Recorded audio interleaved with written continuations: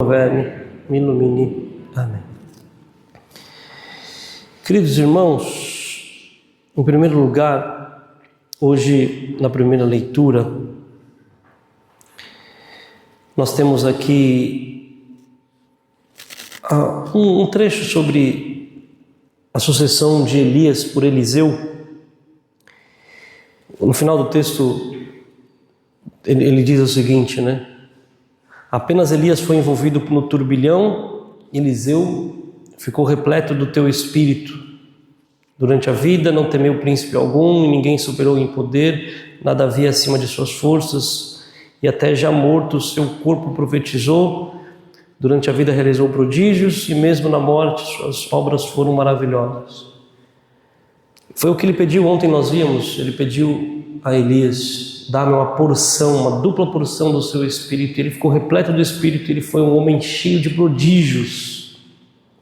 Deus concede este pedido. Sem este Espírito de Elias nós devemos entender como a graça de Deus. Este Espírito de Elias nós devemos entender como o Espírito Santo. Sem o Espírito Santo, o Espírito que nos faz ser filhos de Deus, chamar Deus de Pai, sem este Espírito Santo, nós não podemos fazer nada. A missão não começa quando nós recebemos uma tarefa apenas, né? Mas quando nós recebemos o Espírito, quando nós somos tomados do Espírito.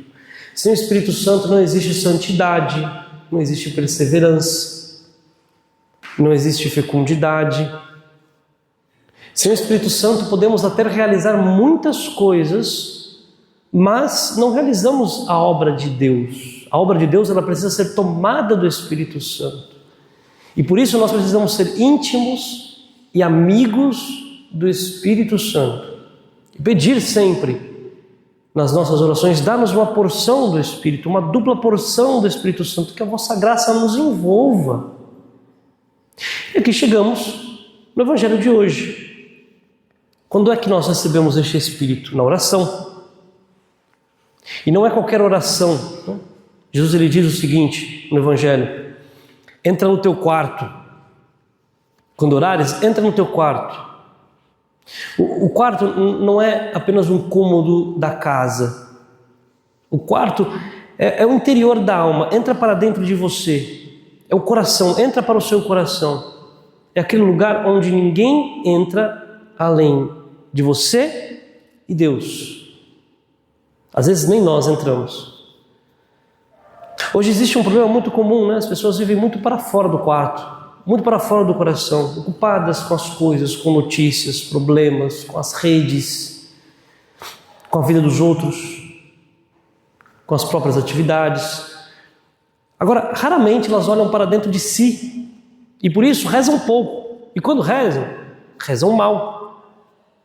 Porque a oração não nasce da agitação interior, ela nasce do recolhimento, ela nasce do Espírito.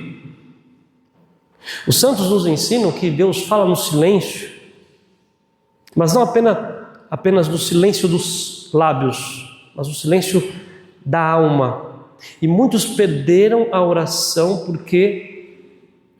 não porque perderam o tempo, né, mas porque perderam a interioridade, a prática de olhar para dentro de si, a prática de entrar no quarto. Vivem na superfície, vivem apenas no raso, e nunca encontra Deus que habita nas profundezas. E por isso Jesus nos manda entrar no quarto.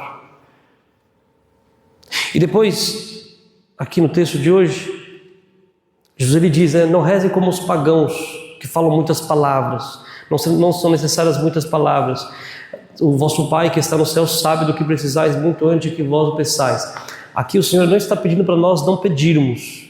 Muito pelo contrário, porque depois ele ensina a oração do Pai Nosso. Na oração do Pai Nosso tem 7 petições. Então ele está pedindo para a gente pedir. Mas não é isso que ele está dizendo. Mas ele está dizendo: cuidado para você não ser muito distraído, né? Cuidado com as suas distrações. Fica falando muito, fala de muitas coisas. Não. Tem que pedir aquilo que é estritamente a vontade de Deus. Tem que saber o que você vai pedir. Eu quero que você peça mesmo. Eu abro o meu coração quando você pede coisas. Eu quero que você peça coisas para mim. E nós temos isso em outras passagens, né? Nosso Senhor, Ele diz: quem de vós, sendo um pai ruim, dá coisas, mesmo sendo um pai ruim, dá coisas boas para o seu filho, tanto mais o Pai do céu vai dar coisas boas para aqueles que o pedem. O Senhor quer que você peça. Essa coisa de, eu não posso pedir, eu não posso, eu não sei, eu não faço oração de petição. Isso aí é orgulho, a gente tem que pedir. Tem que pedir a Deus. A gente só pede para quem a gente confia. Pedir é sinal de confiança, a gente tem que pedir muito. Porque Deus quer dar, mas nós temos que saber pedir. Agora, só sabe pedir quem entra para dentro de si, porque aí conhece o que falta dentro do seu interior. Sabe do que necessita. O autoconhecimento, entrar para dentro de si, olhar para o coração, é exatamente para isso, para saber o que eu preciso de Deus. Se nós não nos conhecemos. Quando a nossa vida, na nossa oração, é um ato de entrega. Toda oração é um ato de entrega. Você se entrega para Deus. Agora, se você não se conhece, o que você vai entregar para Deus? O que você está entregando para Deus? O que de você está entregando para Deus? Você não se conhece. Agora, quanto mais você se conhece, mais você vai saber o que você entrega para Deus. Então a sua oração vai ser muito mais livre, muito mais perfeita, porque você está se entregando inteiramente nas mãos de Deus. Porque você sabe do que você é capaz, você sabe quem você é, você sabe das suas fraquezas, você sabe aonde você pode chegar, você sabe. Por isso, entrar para dentro do coração. Então aí, Nosso Senhor, Ele fala um Pai Nosso, né? Primeira petição: santificado seja o vosso nome. É o pedido para que Deus seja verdadeiramente honrado dentro de nós, que o seu nome seja santificado dentro de nós, que a nossa alma se torne santa. Depois, venha a nós o vosso reino, porque o reino de Deus começa primeiro no coração. Venha a nós. Antes de reinar no mundo, Deus precisa reinar sobre os nossos pensamentos, desejos, afetos. Reine sobre nós. Depois, seja feita a vossa vontade, porque toda santidade consiste nisso, a troca da minha vontade pela vontade de Deus. A raiz do pecado é a própria vontade, a raiz da santidade é a obediência a Deus, fazer a vontade de Deus. Pois a quarta petição: o pão nosso de cada dia nos dai hoje. E aqui não é apenas o pão material, mas é o alimento da alma, a graça, a Eucaristia, a força necessária para permanecer fiel. Depois a quinta petição: perdoai as nossas ofensas, assim como nós perdoamos a quem nos tem ofendido.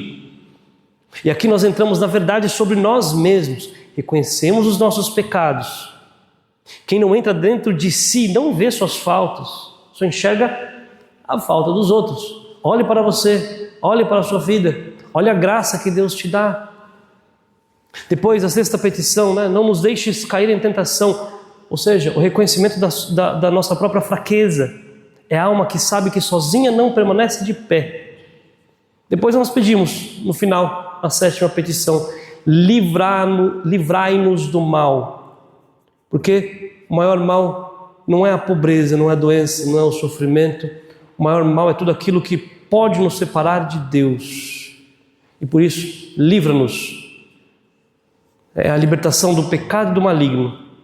Percebam, precisamos pedir esta dupla porção do Espírito, onde Jesus ele ensina que este Espírito é recebido e cultivado dentro da nossa vida interior, da nossa vida escondida, na oração verdadeira. Talvez a maior dificuldade nossa dos cristãos atuais não seja a falta de atividades na igreja, mas a falta de interioridade.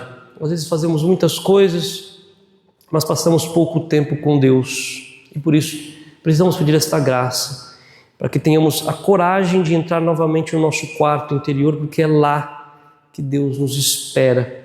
É lá que recebemos o Espírito, sem o qual nada podemos fazer. Amém.